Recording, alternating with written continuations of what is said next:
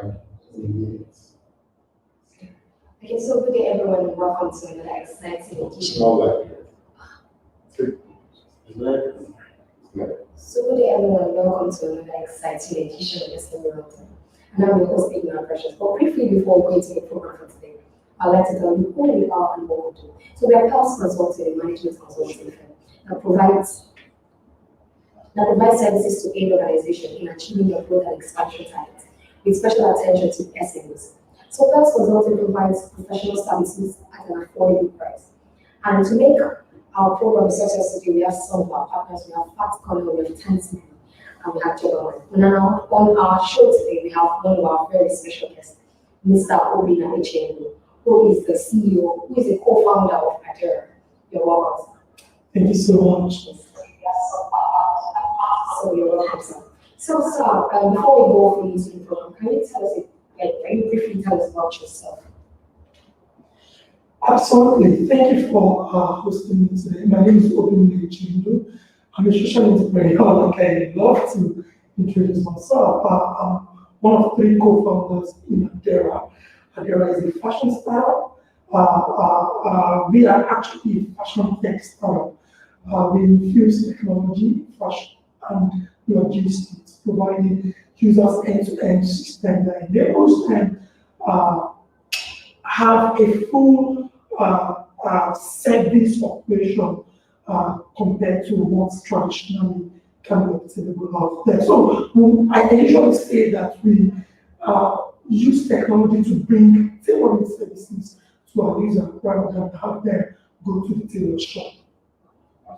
That is really interesting. So, sir, can you tell us what's Adera and what's the organization core business is? Absolutely. So Adera was inspired or motivated as a result of trying to understand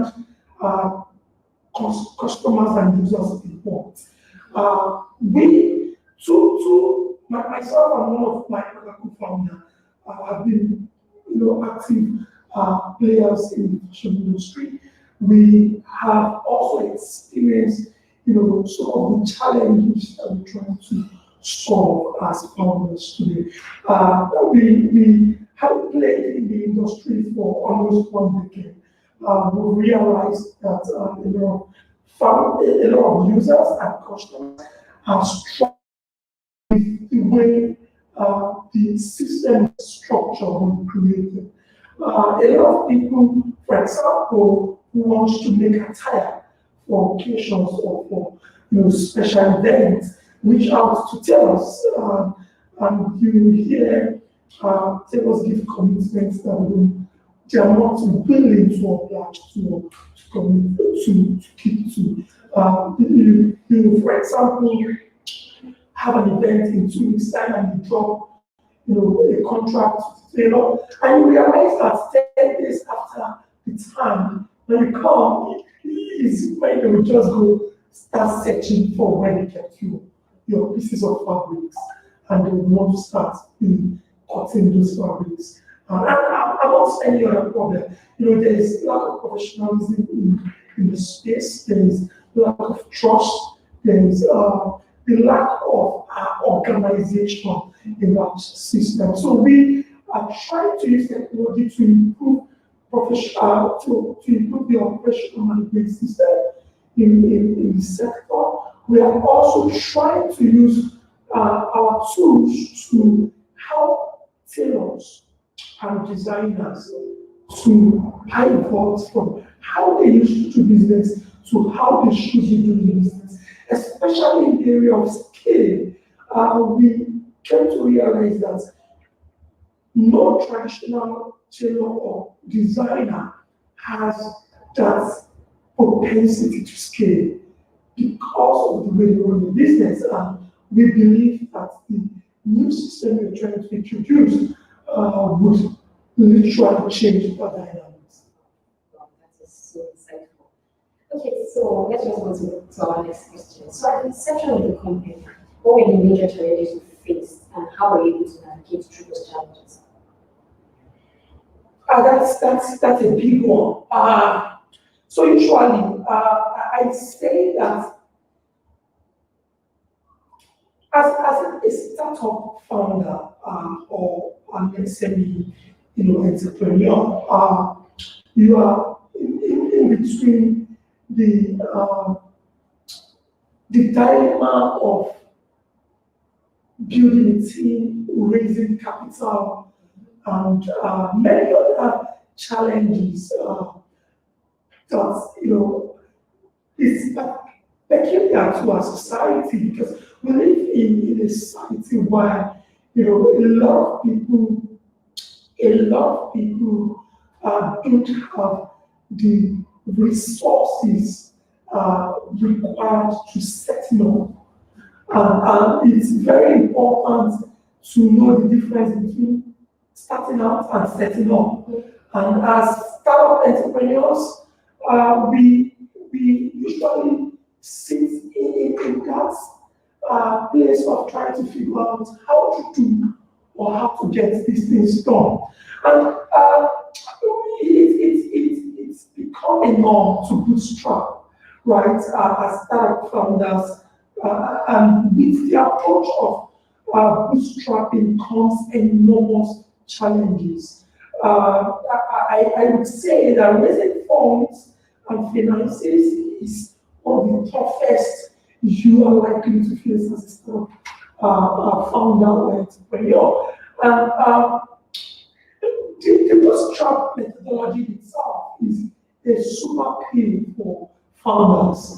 The difference is like comparing a prepaid versus a postpaid subscription plan in any service. And the reason why I say this is at some point you need to begin selling your product by launching an MVP using the lean approach to gain traction so that you can begin to generate the needed revenue to support your company.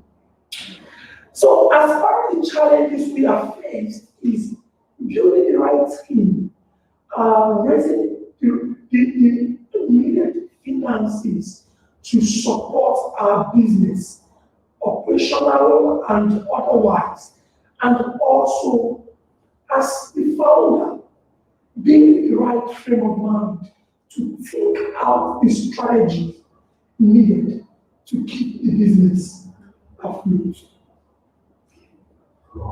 That's insightful. Thank you very much for that. Okay, so has there been any point where government policy or policy has affected your business? And if yes, how are you able to manage or how are you able to navigate through those policies? Very interesting question. And I would say that every entrepreneur understands,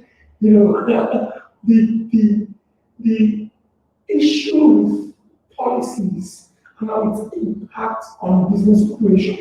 Every day, unfortunately, the Nigerian government is supporting small businesses in Nigeria because existing policies empowers big corporations to cannibalize, startups. Other times, they literally come to witch hunt startups.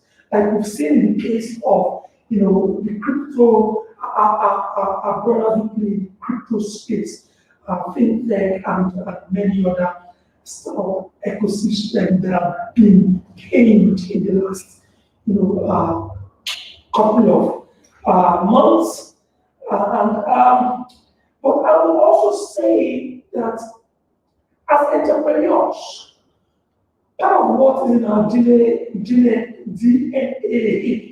is the ability to ride against the tides, the odds. Like surfers, we go over boisterous winds when we surf on the ocean. So as entrepreneurs, I believe that one of the things that we should always do is sit on the edge of thinking, even helping the government think, so that you can navigate through those odd times. That's my solution. Just make it brief. Wow. I'm overwhelmed. Like, your responses has been insightful, like, honestly, and you've opened my eyes to another aspect of answering this kind of questions because we've had a couple of interviews with other people on the way the answer has been quite different from how you're like answering it now, and it's really good. So, in managing your team, what has been your key role in managing your team? I would say that communication is the bedrock of any great thing. If you get it right with your communication strategy, every other facet of managing your team is a lot easier. If you look down at the base if you look down at the failure of any company, is embedded poor communication strategy. Even if they would not say that, right? Communication also has, has chapters. It has to be encompassing, covering every stakeholders that makes up a company. So there is internal communication strategy versus the external communication strategy. But I'll tell you for sure that what you get right internally determines how you sell your product and services to your users or your customers. A staff that is treated wrongly, who happens to be your sales team lead, would communicate poorly to your prospects, and in turn, your company would lack that vibe that users want to see to jump on your product and services, and you would lose revenue because for every client that you fail to communicate value to, you lose them as a customer. And for every time you lose a customer, you're losing the chance of generating revenue for your company. And in a matter of time, you'll get out of business. Because your competitors may ride on those weaknesses and lead in your industry. That's so true. That's so true. If you don't treat your staffs well, there's high tendency of them also mistreating your customers because the way they say charity begins at home. So once they're not well nurtured for within, that's inside the organization. Once they are faced with customers, they'll tend not to know how to handle them. They'll just say, it's not my business. They're not paying well. And I can assure you, yes, there are many ways you can treat your staff properly. And at Dewa, our company is striving, to get this right because we understand the magnitude of impact it can have. And I'll tell you that we are not where we want to be, but we understand its importance and we are working to be on top of our game in terms of communication. Thank you very much for that. So, how do you manage innovation, and what strategy works best for you? How do you manage innovation? With what you're saying now, it's a fashion tech startup, and fashion itself is you just have to always imagine, like your imagination level should be top notch. You always think about how to brand styles, bring out top notch designs that will make your clients always want to come. So, like, how do you manage innovation? What strategy works for you? That's a beautiful question. I usually say that the day you stop thinking is the day you start dying as a company. We understand this. Innovation is what brings longevity in business.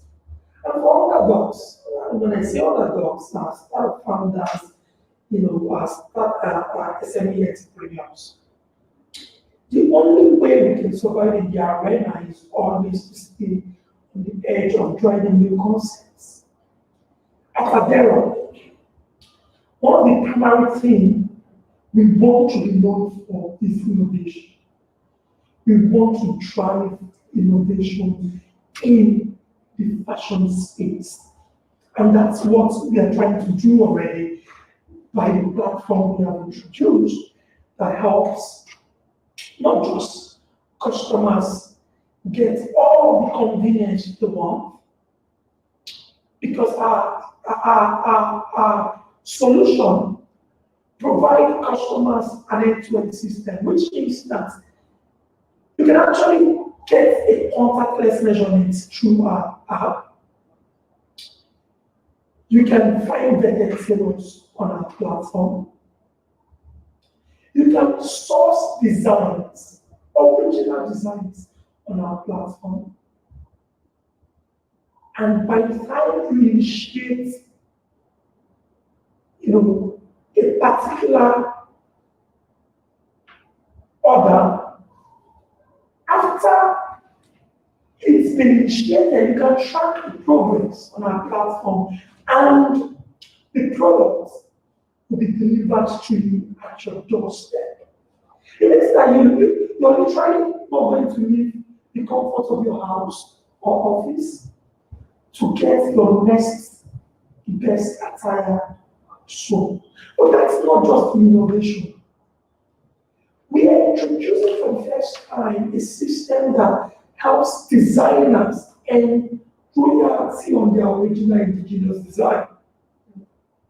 It means that people don't literally have to go to social media to look for designs, to build a repository of designs where, as a designer or an illustrator, you can literally create new pieces, put it on our platform, and anybody will use those pieces. Actually, we have a very thorough vetting process to ensure that that's original. Anyone who uses it afterwards pays you royalty. And we're sitting on that edge of thinking to ensure that in a couple of years down the line, any global brand that thinks of partnering locally will be thinking of partnering with them.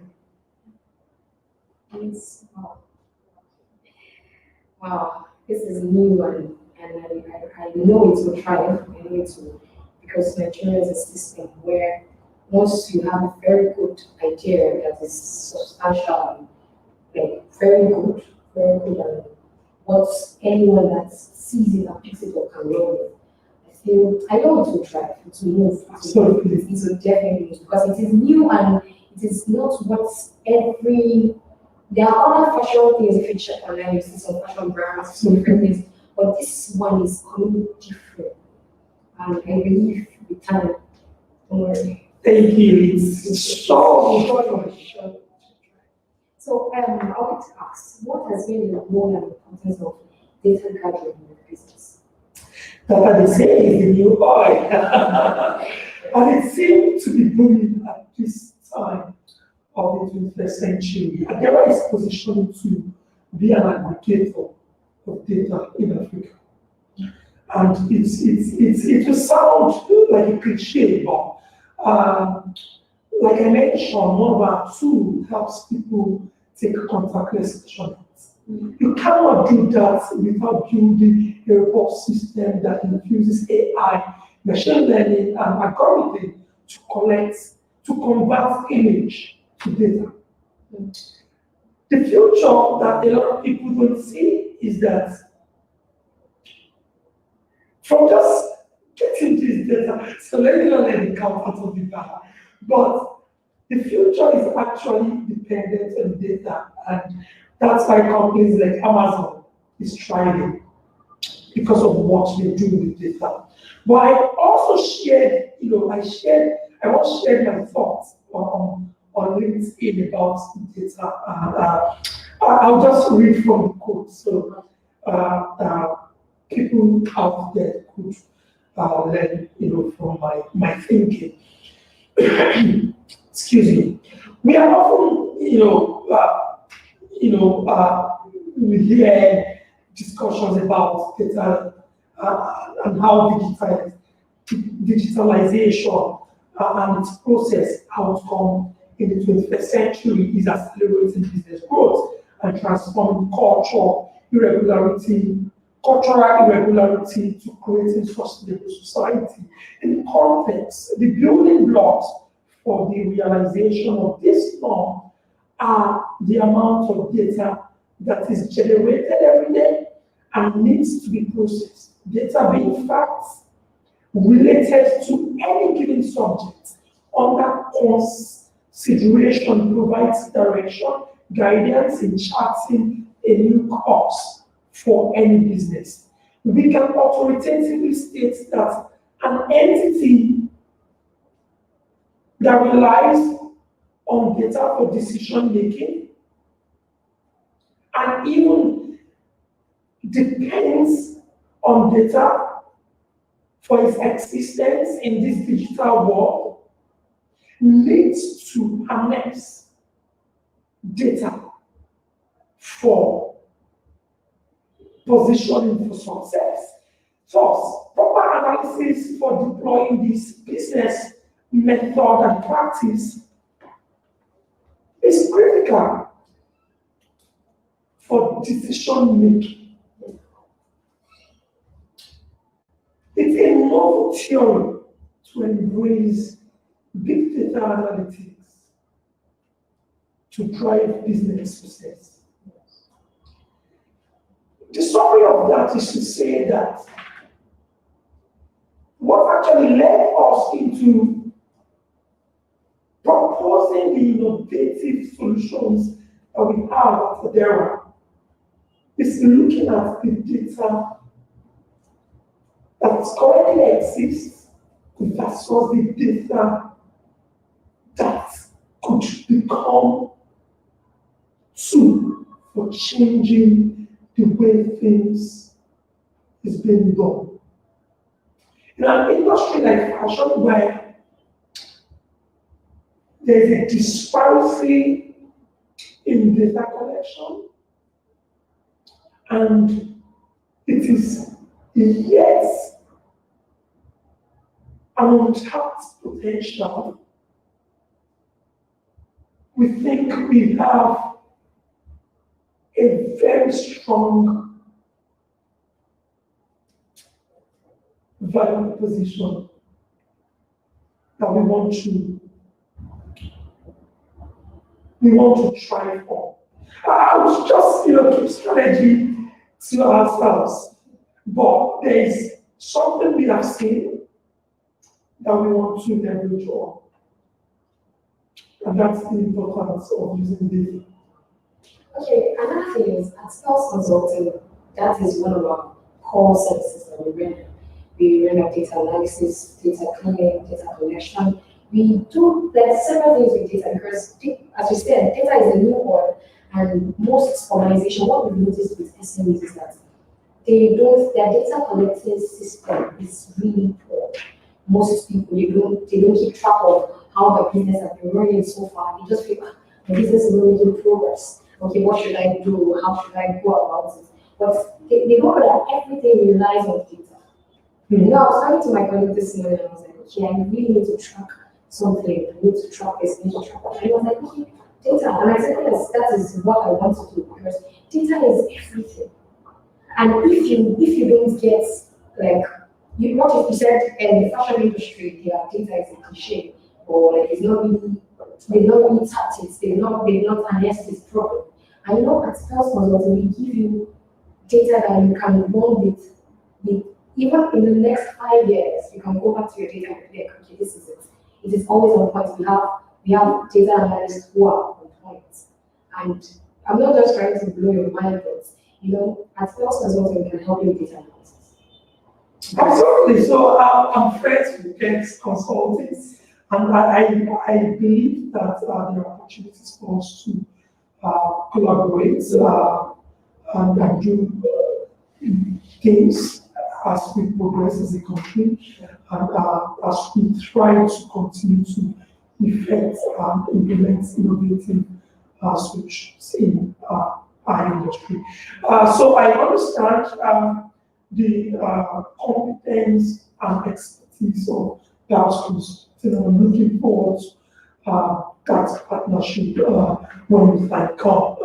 I really trust that harnessing the data in our industry will go a long way to determining the success of what we do. And we are ready.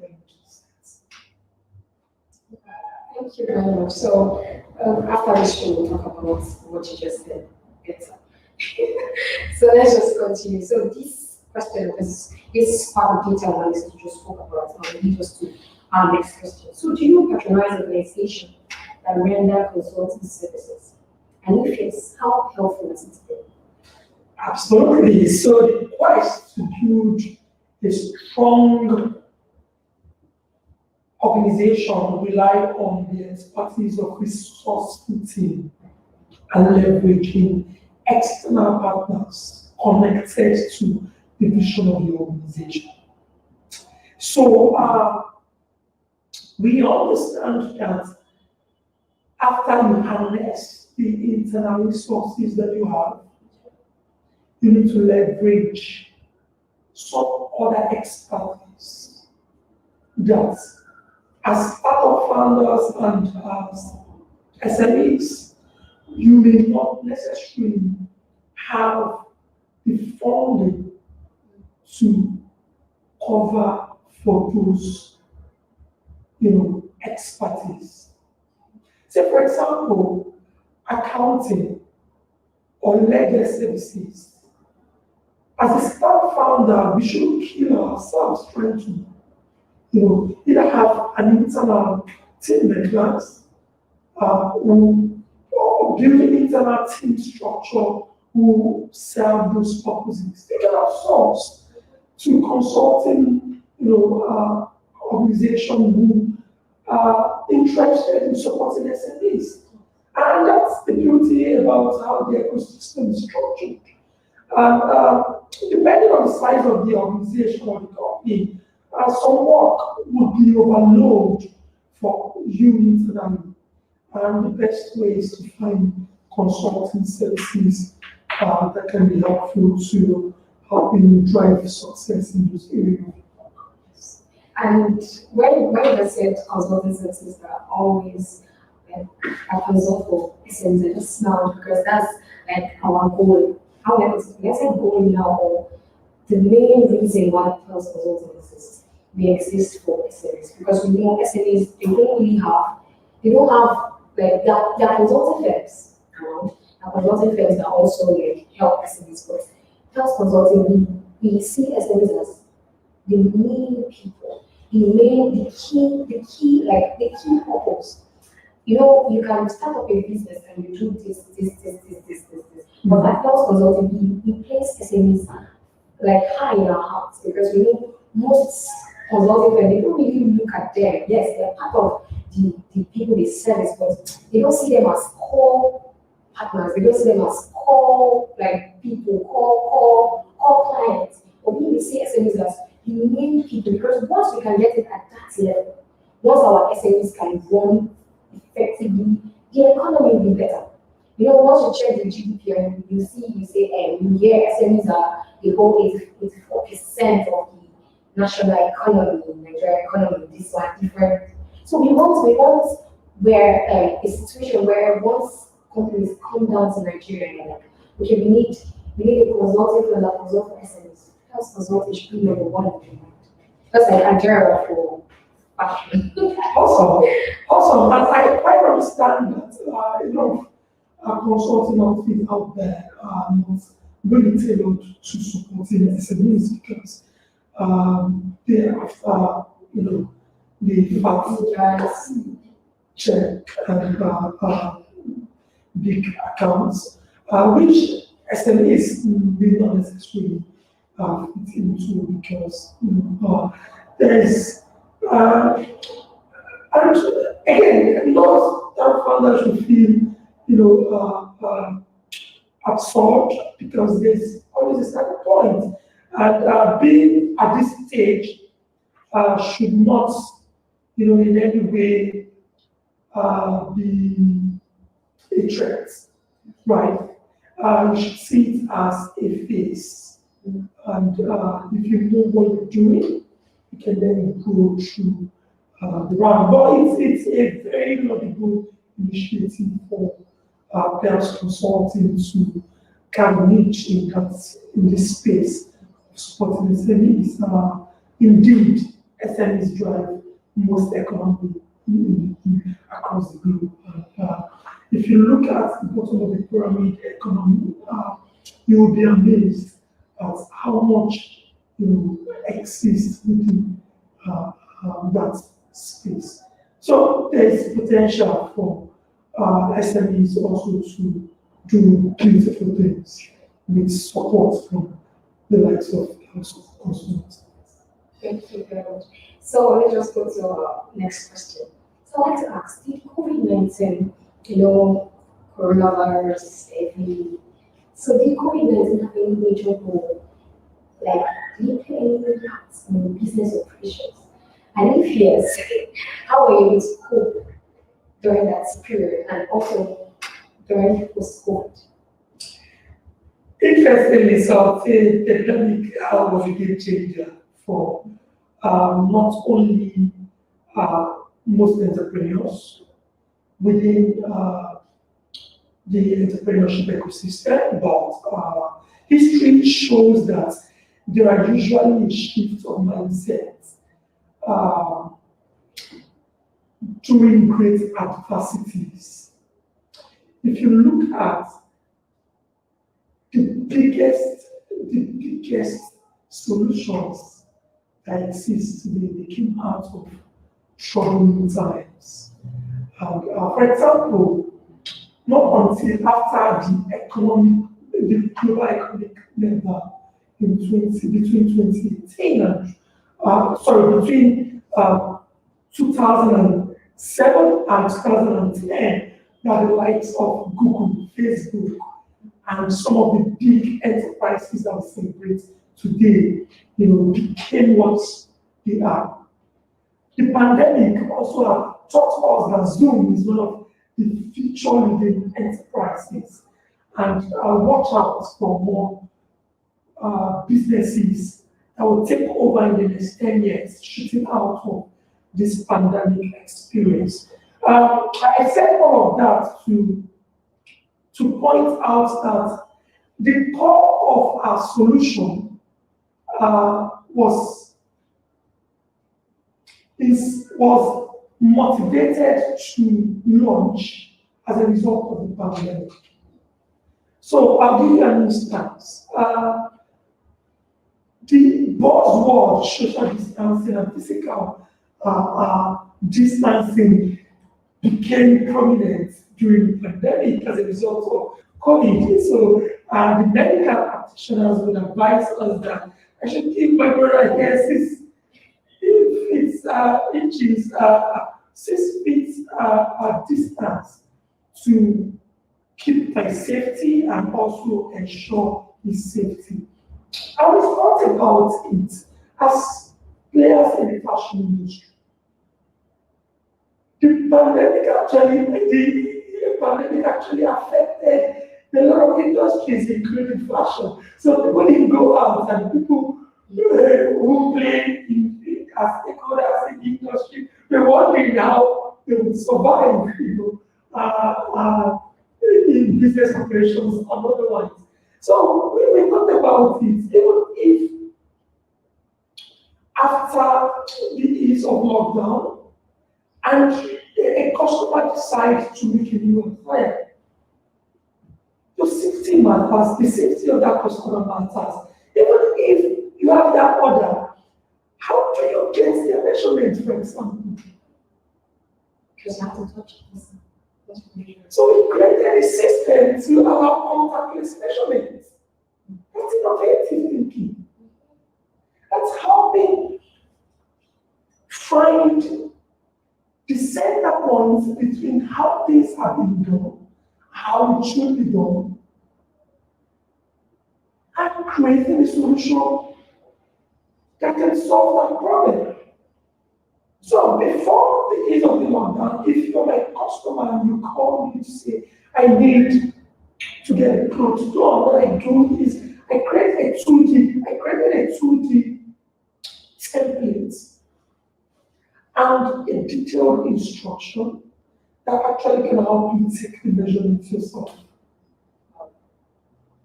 But because we really want to use technology to drive this tool, we are now introducing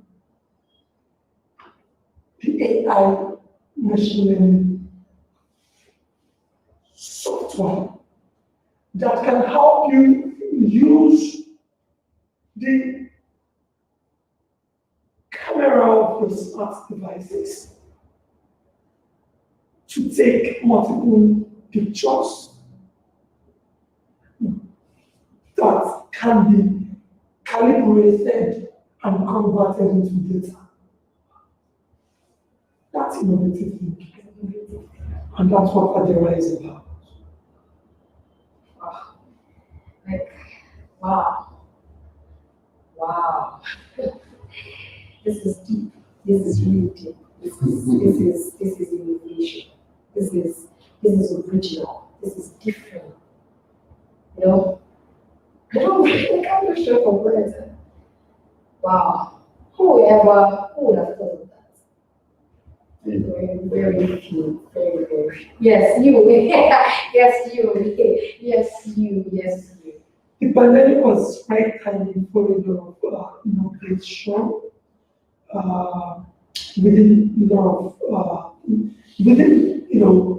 all across different industries. So one of the inspiring innovation that we saw in the fashion industry was a 3D runway solution that some guys came up with. I think in the West. That was inspiring because people could not go for runway as we used to know it, and they did a virtual fashion. It was so good. It was really top notch. Thank you so much. I've enjoyed every piece of the show. Thank you so much. Thank you. All your words has been insightful. And I've learned a lot. Like, think without the box. Once the box is still there, you're still restricted. But once you're thinking without the box, there's no restriction. You think beyond the normal level. So thank you so much, sir. So what is your parting message to SMEs? I like to keep it simple and say that we must use our businesses to drive change. Change in the society that can affect culture, thinking, and lifestyle. So think beyond you. Thank you very much. So you heard thank you so much, sir. You heard our guest was they said, think beyond you. Thank you so much, sir. It has been a wonderful time with you. Thank you for taking our time to join us to be on our show. So see you same time next week. And my name is still Obinna Echendu, and I'm your host. And I will continue to be your host for now. Stay safe and stay good. Bye-bye. Thank you. Yes, thank you so much, sir.